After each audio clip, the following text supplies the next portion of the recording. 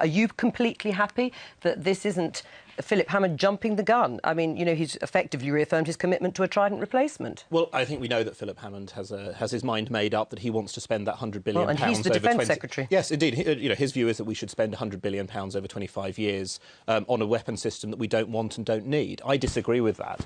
Part of the problem is that of the three major British parties, we'll hear from the SNP later, we are the only party that is saying, actually, we don't want to spend £100 billion over 25 years. I wish Labour would actually change their position, because currently there is a majority of parties within Parliament who would like to go ahead with it. We've managed to push it off to the next Parliament, and that gives people a chance, firstly, to vote on whether they want to spend £100 billion on Trident, whether they can think of something better to spend money on, which I definitely can, and hopefully for some of the parties to change their minds. Yes, but isn't the problem for the Liberal Democrats that although this so-called main gate decision has been postponed to 2016, in the meantime it looks as if people like Philip Hammond are going to stealthily move towards that replacement?